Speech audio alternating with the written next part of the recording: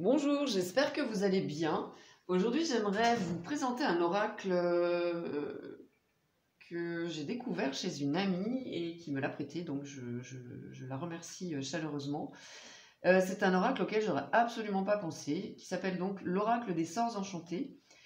Donc c'est un oracle, c'est un jeu de 36 cartes qui nous propose un univers donc, médiéval. Il est dans cette boîte avec un petit livret très bien agencé, très bien conçu.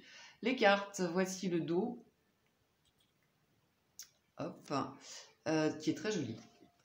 Elles sont d'excellente qualité, elles sont épaisses, plutôt légèrement glossy. Les tranches sont neutres, elles se mélangent très bien. Et puis elles s'étalent très bien aussi, et elles sont très agréables. Donc l'oracle nous propose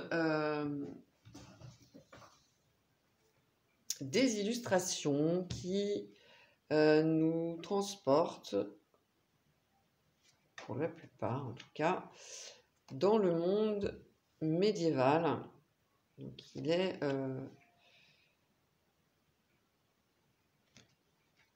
orienté avec ces illustrations qui sont magnifiques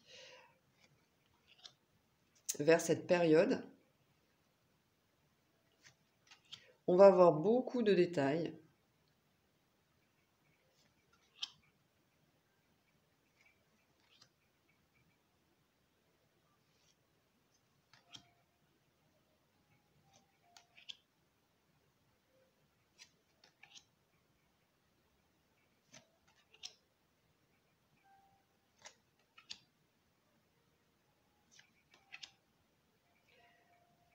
Alors, c'est un oracle qui nous propose des rituels pour ceux qui sont adeptes des rituels. Qu'on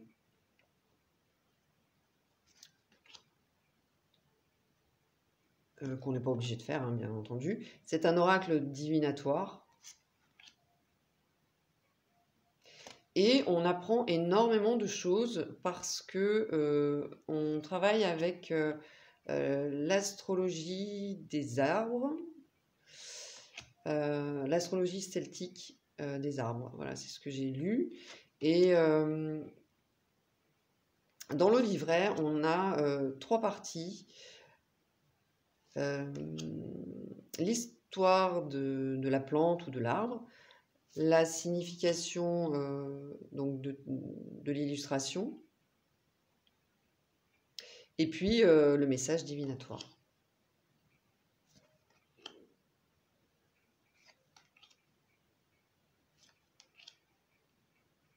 Alors moi je suis pas du tout rituel,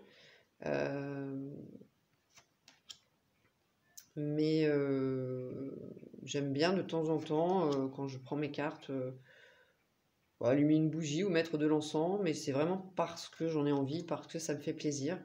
Il n'y a aucune obligation, enfin je me sens absolument obligée de rien du tout. C'est et d'ailleurs je le fais sans même tirer mes cartes, hein.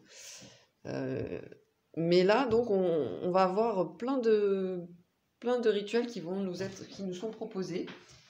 Alors le livret, on a le sommaire, une introduction, donc le zodiaque celtique, donc avec l'astrologie celtique des arbres, qui est une tradition donc qui est née dans l'hémisphère nord, et son interprétation repose sur le changement des saisons. Donc effectivement pour dater ça doit être top. Les cartes donc délivrent des informations spécifiques. Donc on va avoir une proposition donc de bénir, voilà, une bénédiction de l'oracle si on le souhaite. Ensuite on a des tirages à une carte, à 3 cartes, la purification de son espace si on le souhaite également. Et puis voilà, l'histoire de l'arbre ou de la plante, le symbolisme de la carte, et puis le message de divination. Voilà pour toutes les cartes. Ah oui, non, c'est pas tout, pardon. Comment, par exemple, ici, on a la carte abondance. Comment attirer l'argent grâce à la cannelle. Donc, l'abondance est associée à la cannelle. Donc déjà, c'est une information, moi je ne savais pas.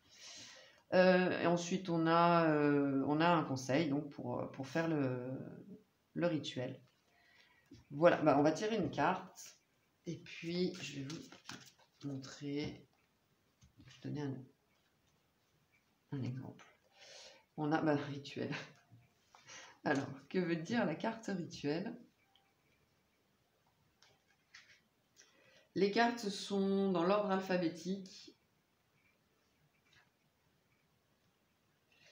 Alors, c'est le guède. Quand on voit les fleurs jaunes vifs de la guède, aussi appelée pastel des teinturiers, il est difficile d'imaginer qu'elle produise une magnifique teinture bleu indigo.